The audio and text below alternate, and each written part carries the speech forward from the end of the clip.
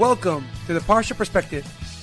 Each week, we will delve deep in a weekly Torah portion to find a practical and insightful way to enhance your daily life.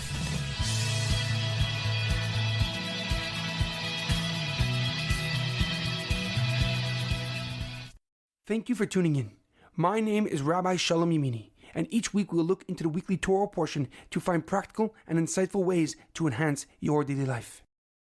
This week's Parsha Perspective is in loving memory of Edward Ben Efraim, Shlomo Ben Edward, and Yirachmiel Daniel Ben Gedalia. May their souls be uplifted and may their memories be a blessing.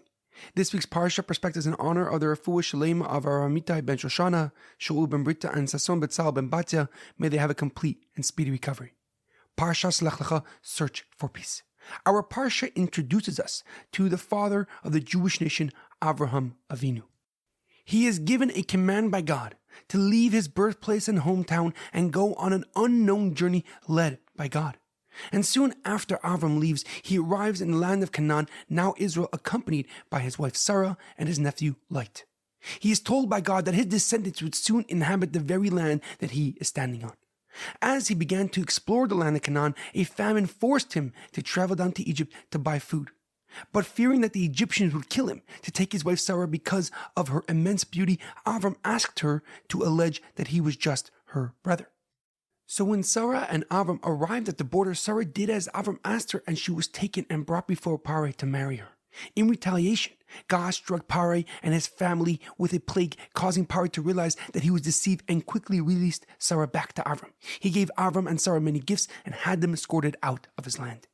We read about the dispute, the arguments between the shepherds of Avram and Lot. The shepherds of Avram didn't allow their flock to graze on any land not their own, but Lot's shepherds allowed their cattle to eat wherever they wanted.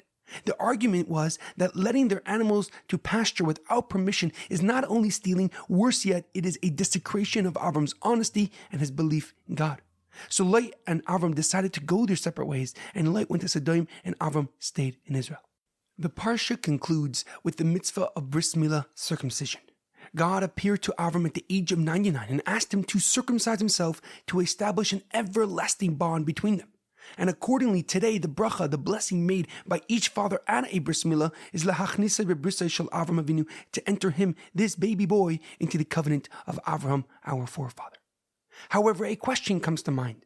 When the Parsha tells us about the disagreements between the shepherds of Avram and Lot, it adds a seemingly random detail. The pasuk writes, "Vayihi riv bein roya mikne Avram ubein roya mikne Lot," and there was a fight between the shepherds of Avram's cattle and Lot's cattle. V'haknani v'haprizi az yeshe ba'aretz, and the Canaanites and the Perizzites were then dwelling in the land. But what is the reason that the Torah adds that the Canaanim and the Perizim were living in the land at that time? It is a seemingly random fact that has no implication on the story. Why does the Torah add, and what does the Torah add by writing which nations were living in the land at that time?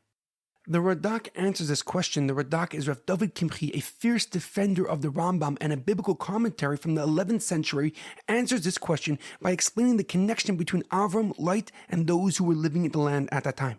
The correlation, writes the Radak, is whose land is Lot's cattle potentially stealing from.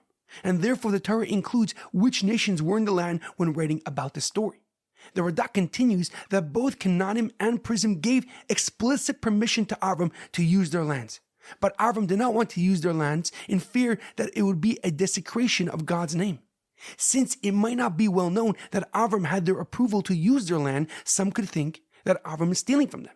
Considering the fact that Avram was the leading ambassador of God at that time, it could become a big desecration to God's holy name.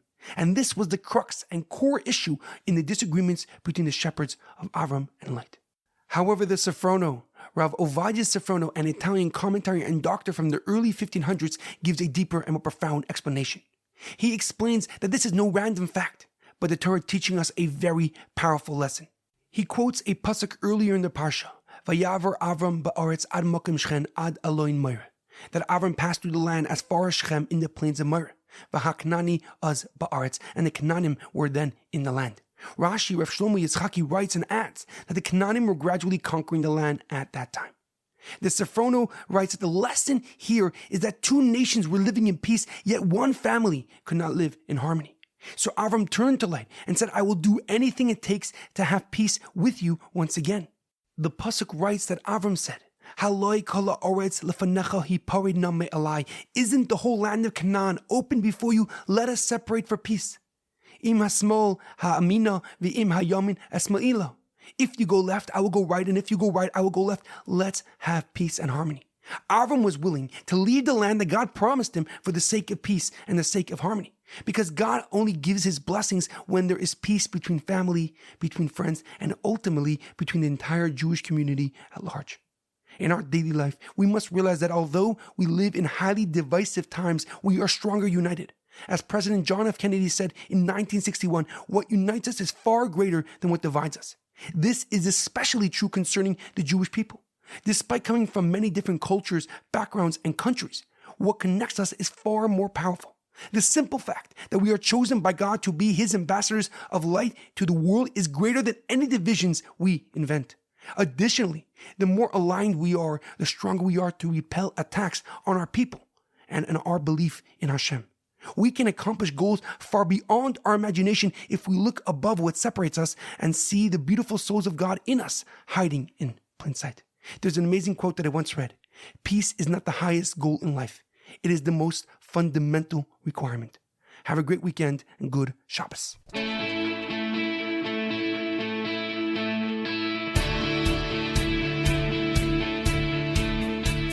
Thank you for tuning in to the Parsha Perspective.